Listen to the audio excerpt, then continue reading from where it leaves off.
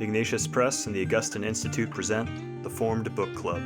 Catholic book lovers unpacking good books, chapter by chapter. If you like us, please help us by subscribing and by reviewing us on Spotify, Apple Podcasts, or wherever you might listen. And don't forget to sign up for weekly updates and study questions at formedbookclub.ignatius.com. Welcome back to the Formed Book Club. We are finally going to be able to discuss this wonderful book by Thomas Howard, Chance of the Dance. It took a little longer than we anticipated to cover Andros Ombalaso's book, A Short Primer for Unsettled Laymen. But that, now that we finished that, I think that should be kind of a classic podcast. If you haven't listened to that or watched it, I encourage you to do so. It really is a wonderful book that it readdresses almost all of the major issues that people have who feel kind of confusion in the church. It was written in 1979, but it's very apropos today. But now we move on to Thomas Howard, Chance of the Dance. And it's, I want to say we're going to cover 3 chapters if we can today, chapters 1, 2, 3. And Thomas Howard is a poet and not just a philosopher and a good thinker and a person of common sense, but he has a great capacity for expressing things in a beautiful and powerful way. So sometimes you might kind of get lost in what's the actual theme here. So I want to give you a little preview. Chapter 1 is called The Old Myth and the New.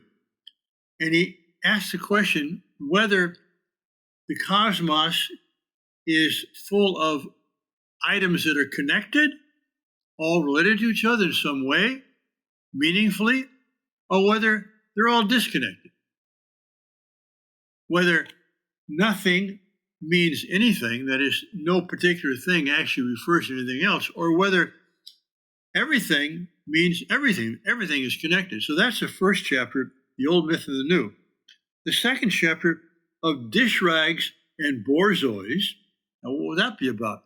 It's about imagination and the fundamental place imagination plays in all of our human experience.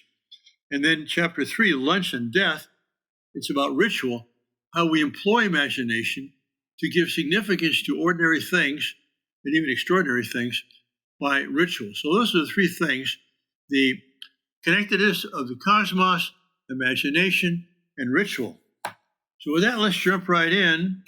The foreword is by Eric Metaxas. Eric Metaxas is a very popular evangelical podcaster, broadcaster, television show host on the East Coast, and a wonderful man who loves Thomas Howard and who thinks this book is one of the greatest books ever written. So let's jump into the foreword by Eric Metaxas. Joseph, Vivian, you want to say anything about that? I'll let the lady go first. This foreword is a burst of exuberance. Yes. You can't really pin any one thing down so much. He's a very talented writer himself. He is. He's very literate. And obviously educated. But yes, it's one thing that jumped out at me, however, and I think maybe this is a bit controversial, on page 10, Roman numeral 10, where he says, Howard's prose style is better than anything in Lewis's nonfiction. What do you think about that, Joseph? Well, let me just suffice to say, I also highlighted those exact words. You mentioned the word exuberance, and I think it's an example of the exuberance of the foreword that Eric Metaxas would make a claim like that. I would say, however, that there's an element of truth to it. Thomas Howard has a way of expressing himself, which is very singular, which is in itself an expression of his own wonderful personality. So there are very few people out there as prose stylists who can go head to head with Thomas Howard, quite frankly. So I think, in one sense, that Lewis as an expounder of ideas with great clarity, I think is really in his non-fiction unsurpassed in the 20th century. So I would disagree, but in that sense. But then in just in Thomas Howard's Howardian eloquence, I think has something to it which transcends what Lewis has to offer. So I wouldn't necessarily disagree, and I certainly, he did make the point of saying non-fiction, because as a storyteller, Lewis is just a whole different level. But yes, I'm glad you highlighted it, because I was going to highlight it myself. And there's one other thing from the forward. I just wanted, that all of us, I think, met Thomas Howard at one time or another. I considered him to be a friend. Didn't get to know him as well as I would have liked. I didn't get to know him until I moved over here. But there's Metaxas on page Roman numeral 13. Gives us his account of his first impressions of meeting Thomas Howard in person. And for me, this was very much evocative of my own experience of first meeting him. So I'd like to just read that couple of sentences here, middle of the page. And then out of that same crowd came the very man himself. "What ho," quoth he, for he actually talks as he writes. He was indefatigably self-deprecating, and I could hardly believe I was talking to him. Such sublime moments partake of eternity, as though forever preserved in aspic and amber, and they are. I would just vouch for that. That's exactly the way that I felt the first time I met Thomas Howard. And I underlined indefatigably self-deprecating, even in his emails, in his conversations, and not some kind of false modesty either. It was kind of a humorous recognition of his own, humble state. It was good, beautiful. And for proof of that, you don't have to look any further than the preface. Author's preface on numeral 15. First of all, it's one paragraph. And then secondly, well, there it is. Well, I'm almost irritated by the final sentence of it, because it seems to be defeatist. Readers are invited to mull over the question as to whether that reply is even tenable at all in our epoch. But I do think that the barb is really in the fact that it's not that the answer is not tenable. The answer is not tenable in our epoch. In other words, in an age that no longer knows how to think, or to talk about thinking and the consequences of thought and conclusions with other people, the whole rational approach to reason breaks down. I mean, that's basically what he's saying there. Then further example of his humility are his acknowledgments, where he gives this credit to Charles Williams, J.R. Tolkien, C.S. Lewis, T.S. Eliot, and then ends it with, "Any woolly mindedness and bad workmanship are mine." And again, as all of us that know him, there's not an ounce of false humility there. That's the man speaking. Yes, that's right. I want to go back just to a couple of phrases in the foreword, which, maybe complement what we've said so far. But first of all, the idea that he likens Howard to C.S. Lewis and G.K. Chesterton. He says, and like Chesterton, this book is both lapidary and fun. And of course, those are two of the great prose writers of the 20th century and two great Christian apologists. So even being mentioned in their company is quite a compliment. He talks about on page 10 at the bottom, Howard's kind of prose symphony. And I think that's a good expression too. It's just kind of ebullient. Page 11, Roman numeral. Put another way, there are a handful of books that, if not read, will put one at a serious disadvantage in life. These books are foundational, help us understand the world in a way that is positively vital. They are primers, giving us a new vocabulary with which to apprehend the cosmos.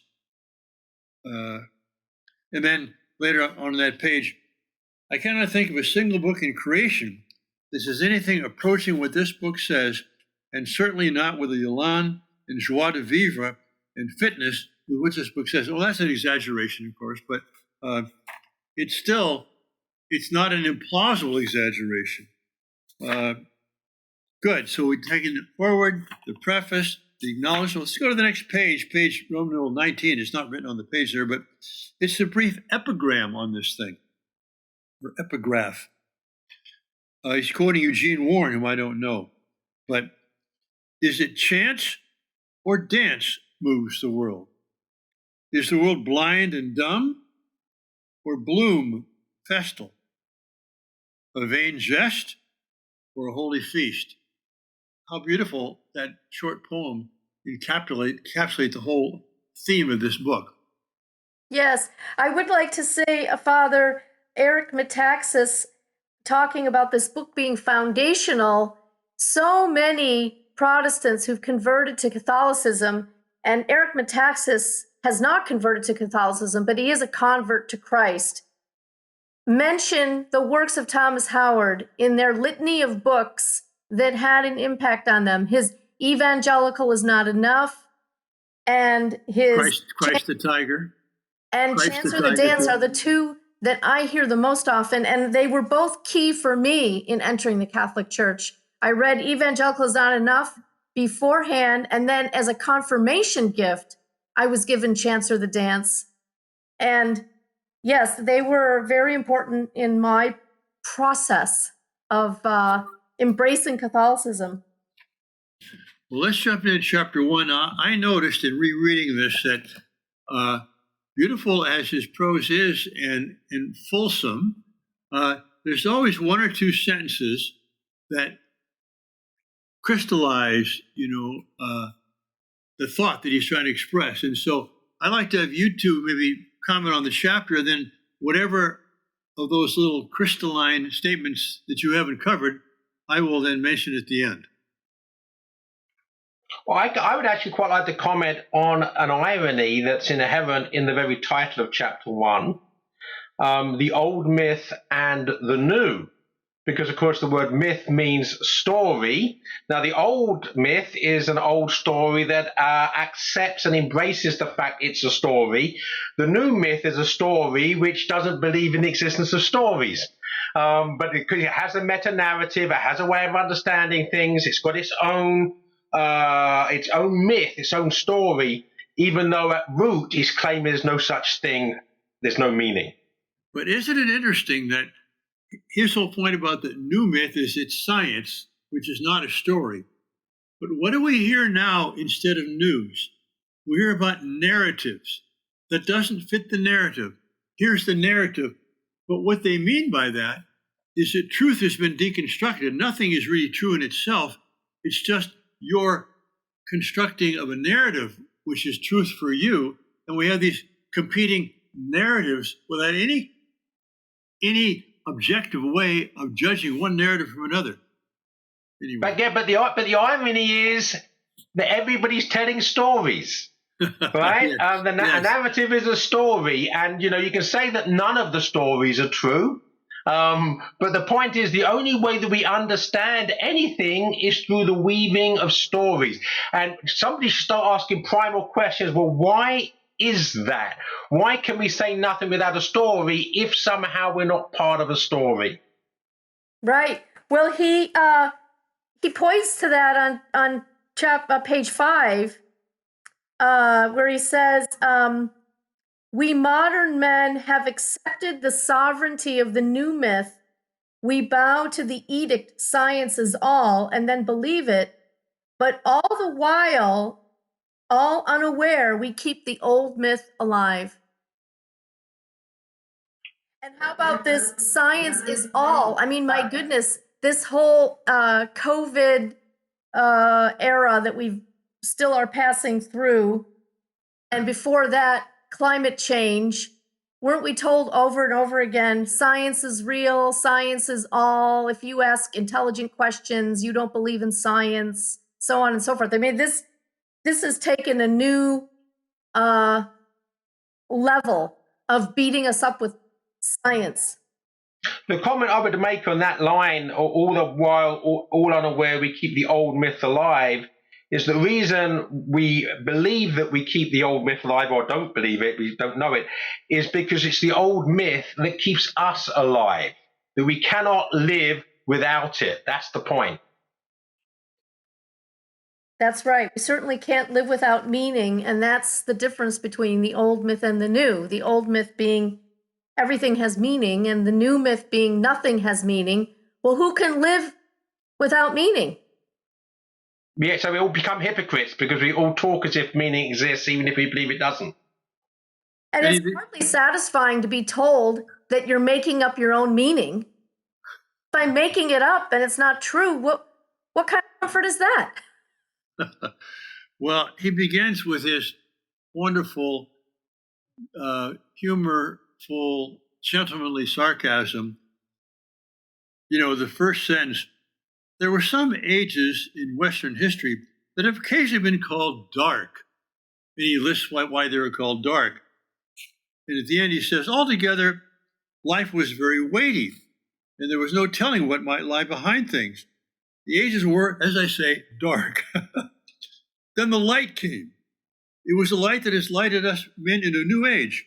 Charms, angels, devils, plagues, and parthenogenesis have fled from the glare into the crannies of memory. In their place have come, here's the enlightenment now, coal mining. The first thing he mentions, coal mining and E equals MC squared, and plastic, and group dynamics, and napalm, and urban renewal, and rapid transit. Oh boy. Yeah.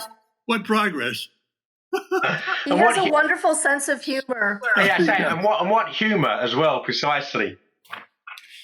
Then on page 2, about 10 lines down, altogether, life became much more livable since it was clear that in fact nothing lay behind things. The age was called enlightened. And now here's this lapidary sentence. The myth sovereign in the old age was that everything means everything. Everything is connected in the great chain of being, hierarchically. The myth sovereign in the new is that nothing means anything. You look at an animal, you cut it apart, and there's molecules, there's atoms, and so on, and that's the meaning. It doesn't really mean anything. It's just you break it up into parts. Page 3. So this mind handled all the data of experience as though they're images. This is the old myth. Cases in point, that is, of each other and of the way things are. Really important. Then I jump on to page 7, bottom of the page. Imagination, which is this faculty by which we suppose correspondences among all things, and then see them as images of one another.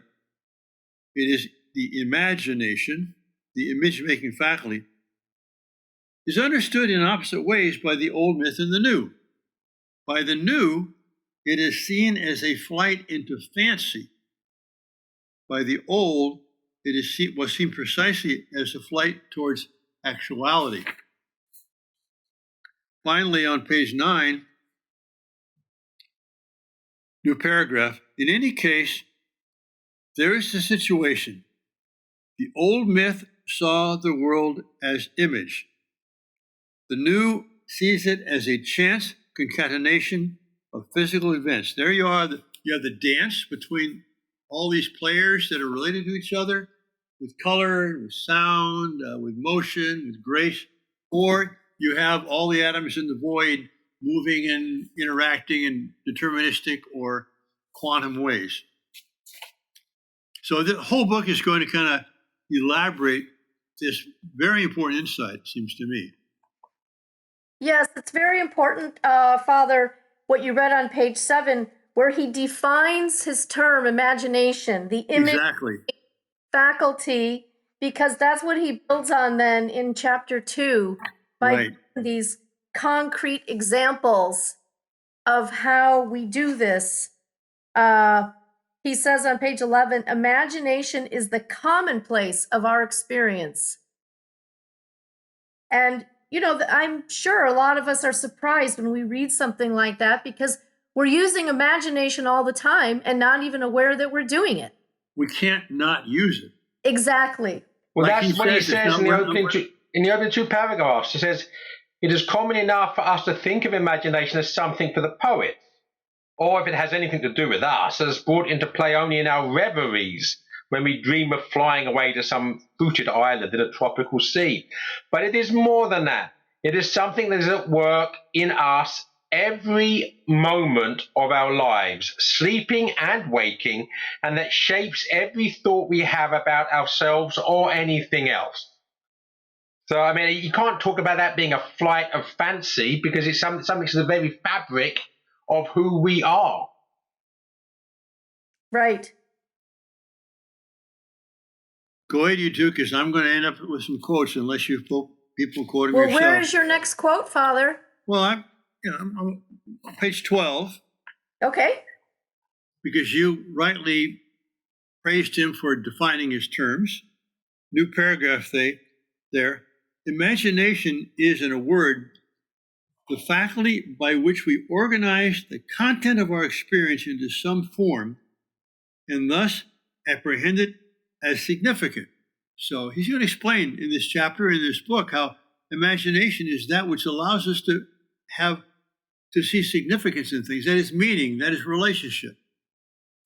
And then he says, I actually like that. If you don't, the following sentence, Father, if you don't mind. Sure. I had the sentence you just quoted highlighted, but I continued. Put another way, is to what it is what makes us refuse to accept experience as mere random clutter, and makes us try without ceasing to shape that experience so that we can manage it. Now, that we can't actually manage the experience we have unless we can make some sort of sense of it. Well, here's an example. History. What is history? History is the recording of past events, right? Now, if you wanted to have a complete history of me this morning, let's say, I got up at 6:42 and I put my left foot out of the bed and put my right foot out of bed, and then I got to put my pants on one leg, then the other leg, then I went into the bathroom and I shaved, and it would take 3 volumes to write the history of this morning for me, Because history is an infinite variety of events. But so what do? You select. You take the significant things, the important things, and that makes the image. That's beautiful, by the way, in Chesterton's Everlasting Man, which is a book of history. But he was able to get the outline. I mean, you want to have all the facts? I'm sorry. You can't possibly have a history of all the facts. You have to select. And you select in a way that produces an image, produces a shape, produces a form, an outline. And this is why it's a work of interpretation. Exactly. Not just absorbing data, you are interpreting information. Yeah, as well as that, you have to do it with a desire to be honest, a desire to be objective, which in turn takes the virtue of humility, that I don't want to tell a lie. I want to try to tell things as I really think they are, and to convey it in such a way that I can convince other people that's the way that it is. So, it's not just about making up stories. It's about being true to an objectivity in the story. And the key is proportion. For example, San Francisco. I could write an essay or a photo essay and take you to Coit Tower and Golden Gate Bridge and Ghirardelli Square and so on. Or I could write about the Tenderloin and the feces on the sidewalk and all the drugs down there. Both those stories would be true. But if I want to tell a story about San Francisco, I've got to give both of those true dimensions the right proportion. By the way, that's the whole other thing about you look at Portland, Oregon, or look at Seattle and the autonomous zones. Okay, it's terrible, but it's like here in San Francisco. I would guess that less than 0.1% of San Francisco is made up of feces on the sidewalks and drug needles.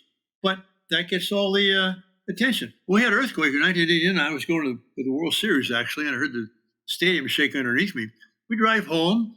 And we see a few cracks here and there, but things are going on normally. We turn on the TV, and all they showed was the marina sinking and the Cyprus overpass collapsing. Those things happen, but it wasn't a truthful picture of what was going on in San Francisco at that time. So, I'm sorry, I wandered, but wandering is good, Father. Wandering is good. All right.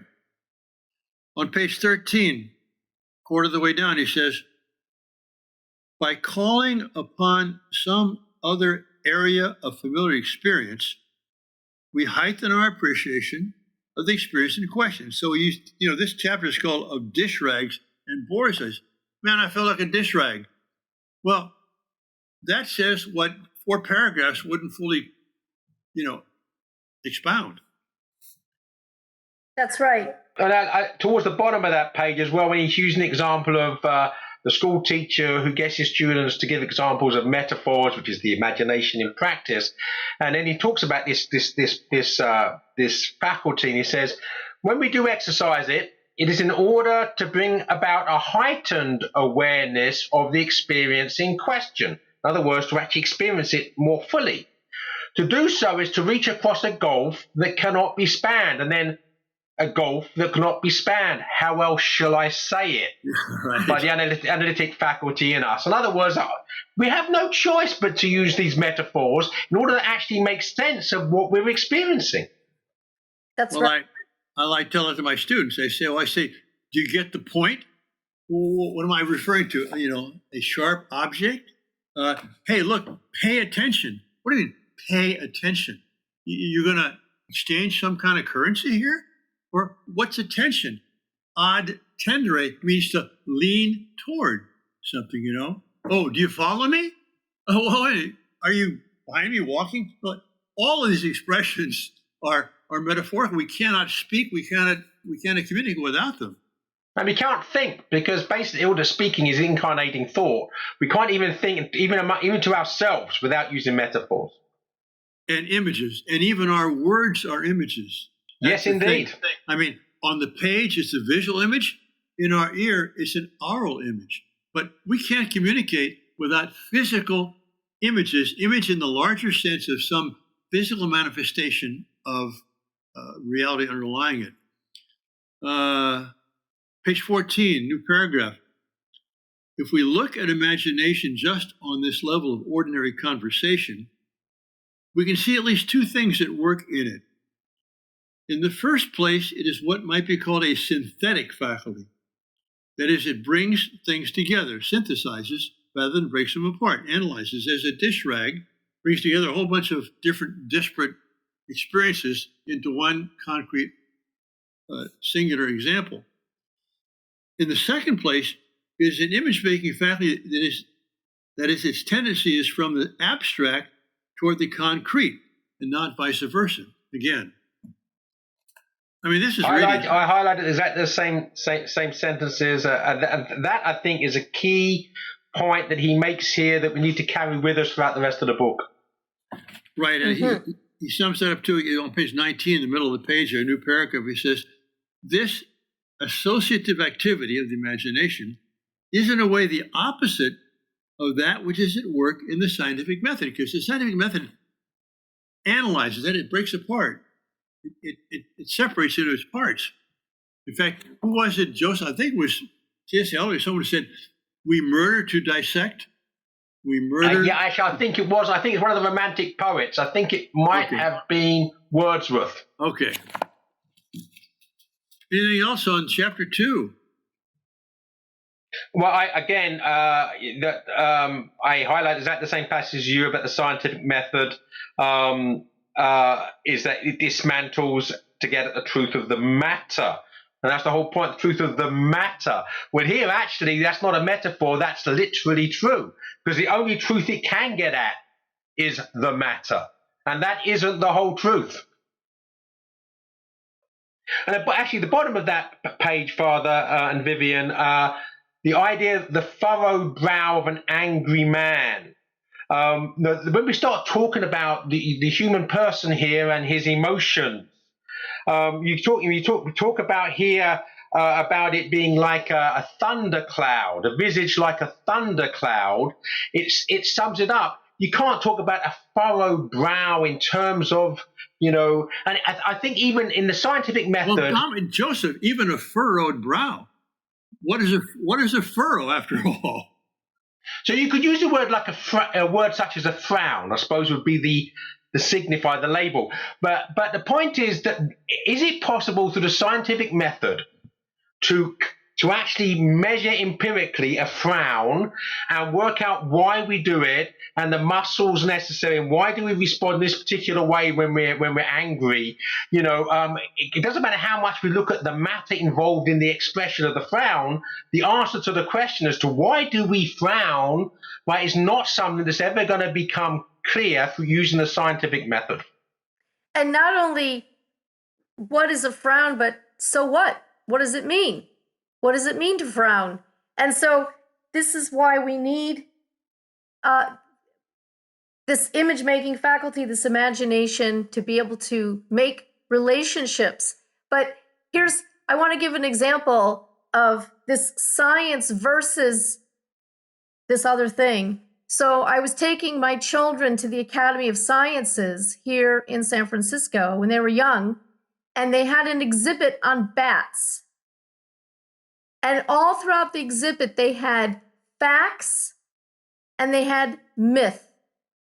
As if the facts about bats are true. Those are the true things about bats. And the myth is something false that gets somehow disproved by the facts or subordinated by the facts. And this whole exhibit was just driving me completely bonkers. And when I got out of the museum with the kids, I said, okay, so now you know that bats have fangs, bats can give you rabies, so maybe we don't want to hang around with bats the way the old stories warned us about, that maybe the myth about the bats is precisely because of the facts about the bats. These things are not in contradiction with each other. Well, the problem there, of course, is that this is a synonym that's born of materialism. That myth is become synonymous with lie, not with story. Yes. And they're two different things. And That's if you right. don't make that distinction, you're messing things up from the beginning. And here they were trying to mess up kids to think that, the only truth about things is what the scientists tell us about bats. Right. I'm sure going to stop hanging up garlic. I'm a couple of things to end this chapter, which I think are profound. Page 22, the new paragraph, second sentence.